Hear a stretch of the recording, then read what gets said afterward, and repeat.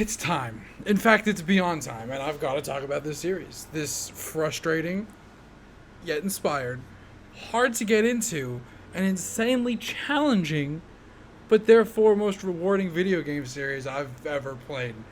And it's a series that can only be known as Mother fucking Monster Hunter. A series, as the title might suggest, where you discover, track, and inevitably murderize an untold amount of wondrous and awe-inspiring beasties that can each individually be the star of their own badass nature documentary.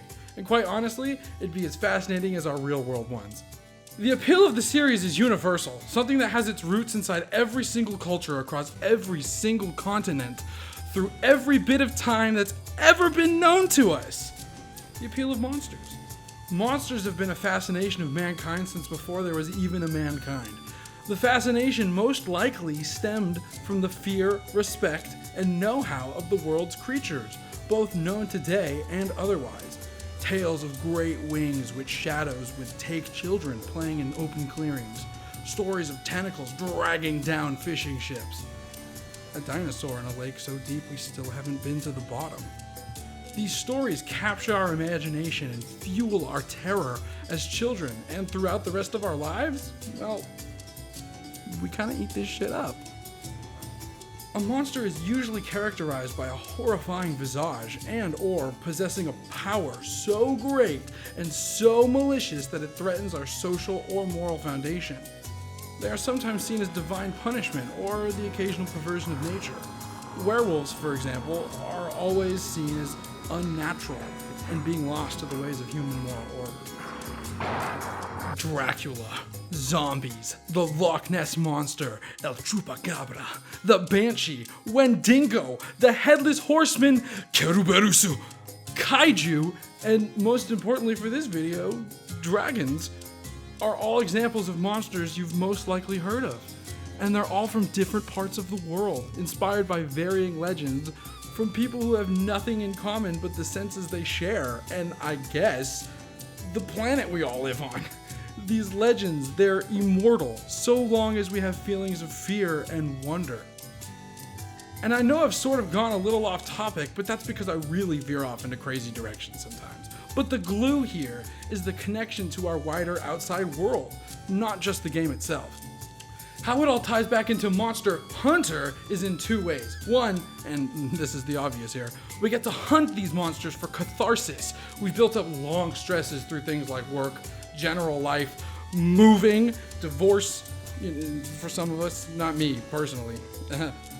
Anything you could think of, and now you literally get to don any armor you want to and slay the mighty beast yourself.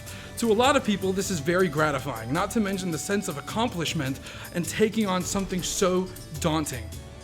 But two, and this is my main point here, that the franchise, especially in its most recent iteration, goes to great lengths to turn these monsters, these boss fights, into animals that have behaviors and personality, and in turn, that gives people a massive appreciation for the animals and nature around them, or at least it does for me.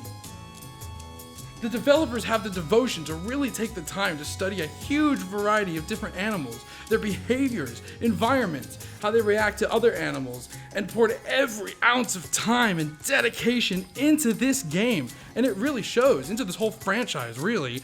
Every monster has such a defined way of being that they almost feel real.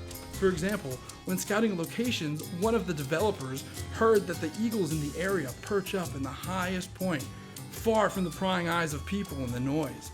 So he got the idea to keep the apex nests, like the Rathalos nest here in the ancient forest, high in the tallest point of the map, so that they can watch over their domain. The only thing that can sometimes break the immersion is sometimes that the monster will occasionally walk in a predictable pattern, but it's actually kind of sparse in how long I've been playing the game, which is too much. Another example of the effort and detail is the Great Jagras, the newest punching bag monster. It has so many traits that are parallel to our own real creatures, and not even just lizards, who can seem much larger than they appear after consuming large chunks of meat, which is mirrored and monstrified by the swollen stomach after he downs an Aptonoth whole. Great Jagras here can also puke up stomach acid to hit you with and to feed his mates? Young It's not really clear, but it's definitely his pack. Real-life vultures can puke and shit on themselves, but that's mostly just to make them unappealing. I have heard tell that they can launch their puke up to 10 feet, but that's mostly just an exaggeration by people wanting to tell stories. Kuliaku is a little bird raptor that goes around stealing eggs, as you know dinosaurs did back in the day if you've seen Land Before Time 2. What's up? Now is the time for all good little eggs. But not only that, many animals alive today practice ufegi, from birds to the occasional shark. Pookie Pookie, the crafty bastard, uses tools in the form of nuts in the area that he can spit back at the player, combining his poison with the effect of whatever nuts he eats. Crows, for example, use cars to break open nuts they can't open themselves. They're also crafty bastards. Chimps, obviously, as most people should know by now, use tools as well. The Pookie Pookie also likes to lay his young in the nests of local wing drakes so they can teach it essentials, such as flying and foraging, and effectively abandoning it, also like sharks. One of my favorite monsters, however, is the Anjanath, for being the most fully and well-realized T-Rex I've ever seen in anything. Just picture him in the jungle, walking through the tropics, in the rain.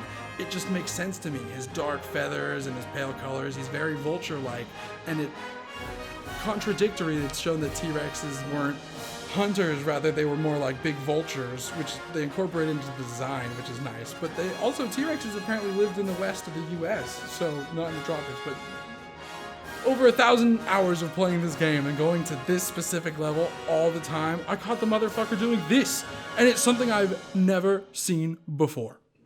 How is he above me? What the fuck? What the fuck? I have never seen this before. Oh my god. What is happening? I just think that's crazy, and I haven't seen anybody else post that footage, so I hope you enjoyed as much as I did. And on top of that, you get to see all these dudes do crazy behaviors. Like, for example, look at him murder this Jagras right here we were talking about earlier. And on top of that, after he uses his flame breath, he has to cool down. He has to use the sails that pop out of his back to regulate his temperature. The skin on these sails are really thin, and the wind that blows through them goes back into his body and then cools him down. And he'll use it after using his fire, or he'll do it after just a general day of being a douchebag, as seen here.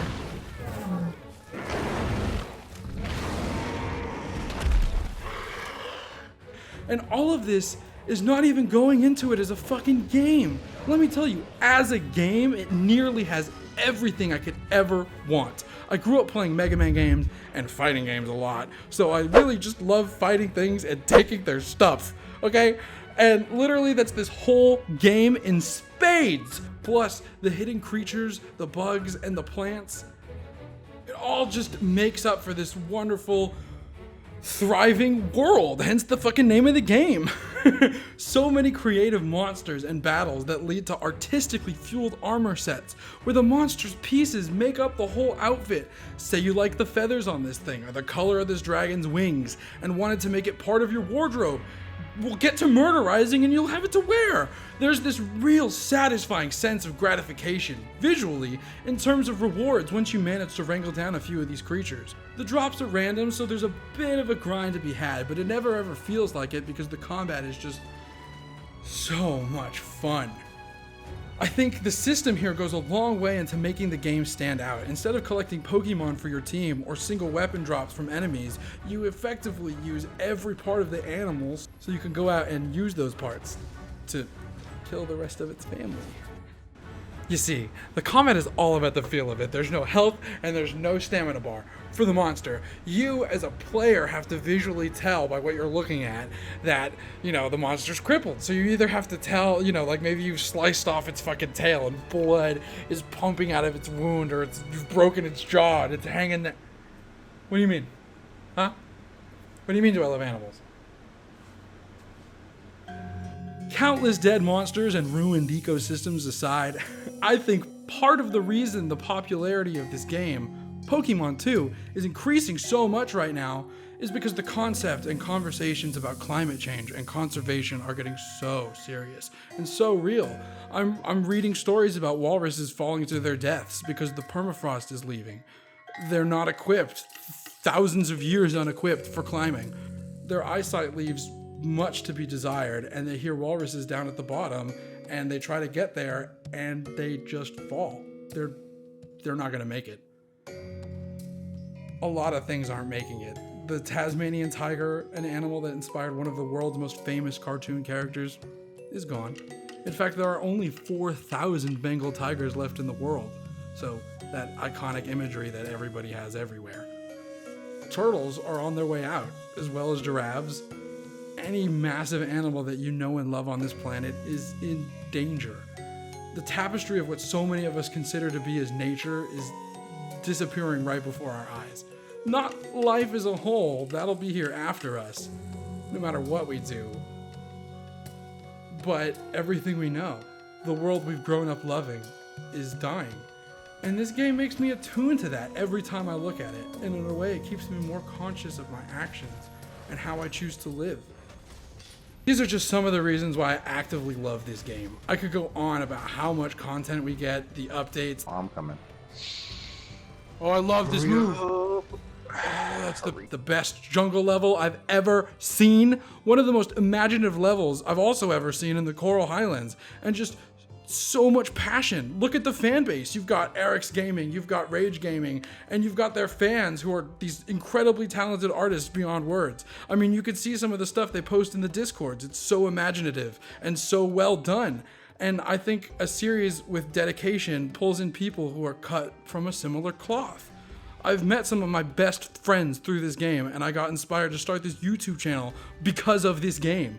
So, at the very least, I hope that you can see the appeal of Monster Hunter and what it says about our relationship to nature, both in the past and in the future. Anyway, guys, this has been TeoTalks. I hope you've enjoyed it. Like and subscribe for more. And you know, I'm super into Monster Hunter, and it's one of my new loves, but it's also one of my strongest loves because I mean, it's got so much of what I enjoy. I mean, I didn't even talk about the fucking music, okay? And I'm gonna do a whole top 10 themes video, so just wait for that. But you guys have a really good one, okay? Peace.